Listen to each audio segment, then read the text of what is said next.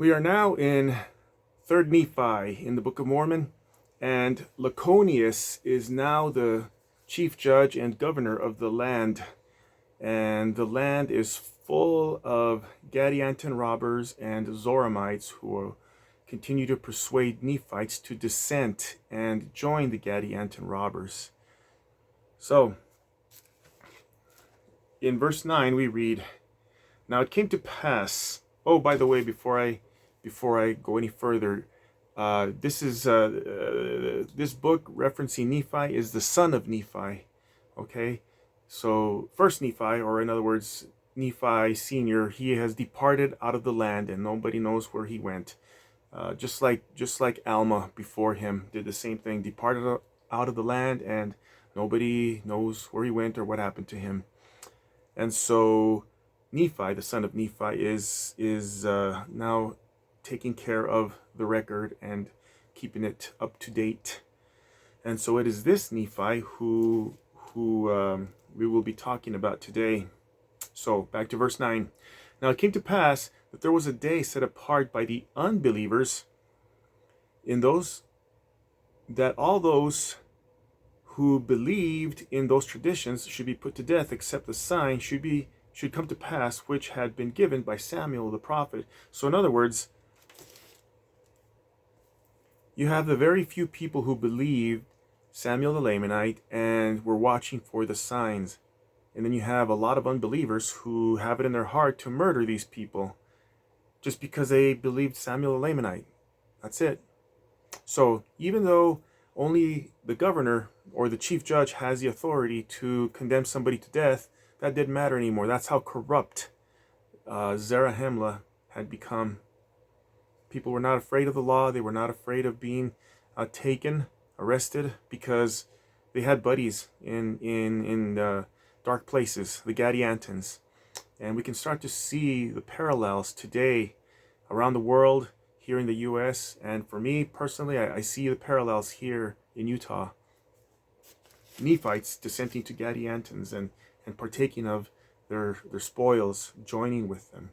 So verse 10, "Now it came to pass that when Nephi the son of Nephi saw this wickedness of his people, his heart was exceedingly sorrowful. And it came to pass that he went out and bowed himself down upon the earth and cried mightily to his God in behalf of his people, yea, those who were about to be destroyed because of their faith in the tradition of their fathers."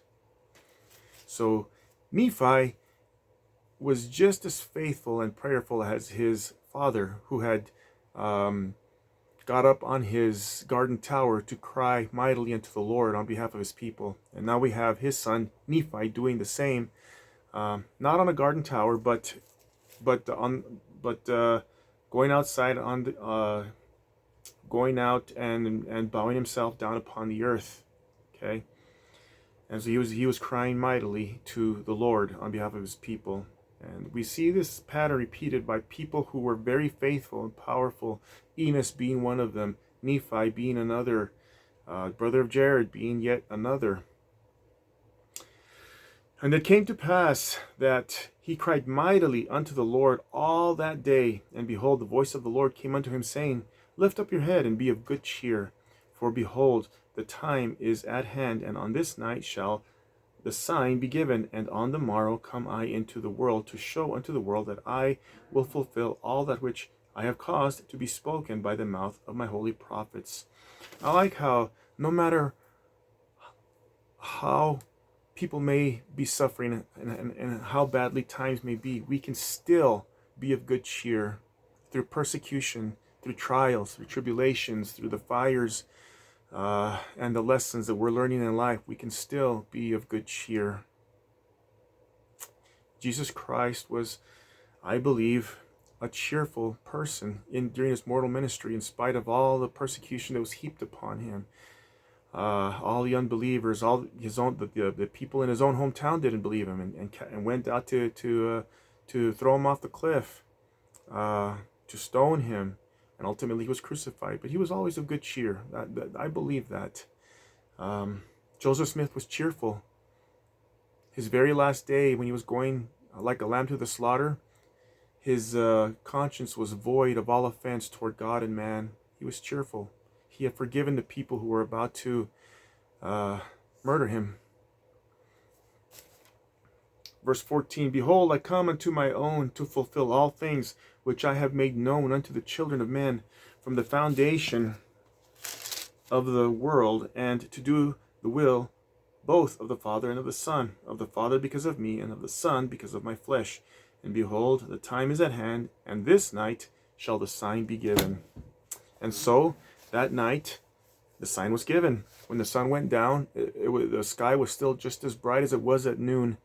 And the following morning, when the sun came up, it was bright again. So you had 3 days of daylight, a day, a night, and a day, where it was just as bright as the sun at noonday.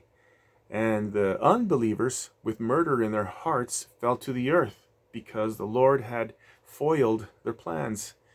And then that night, of course, a star appeared in the sky, and that was the sign that was given, that Christ had come into the world. Now, fast forwarding, there were many people who believed, and of course there were many more people who yet did not believe, because Satan put it in the hearts of people to start doubting the signs, doubt their own eyes. Satan had too great a hold on the hearts of people, because it was easy to join the Gadiantans and get rich, particular spoils. The shiny things of the world are always so appealing to people. Moving along to verse 27. And it came to pass that the 93rd year did also pass away in peace, save it were for the Gadianton robbers who dwelt upon the mountains, who did infest the land, for so strong were their holds and their secret places, that the people could not overpower them. Therefore they did commit many murders, and did so much slaughter among the people.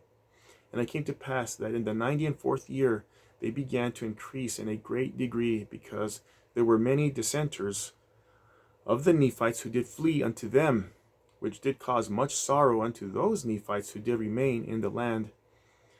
And there was also a cause of much sorrow among the Lamanites, for behold, they had many children who did grow up and began to wax strong in years, that they became for themselves, and were led away by some who were Zoramites, by their lyings and their flattering words, to join those Gadianton robbers.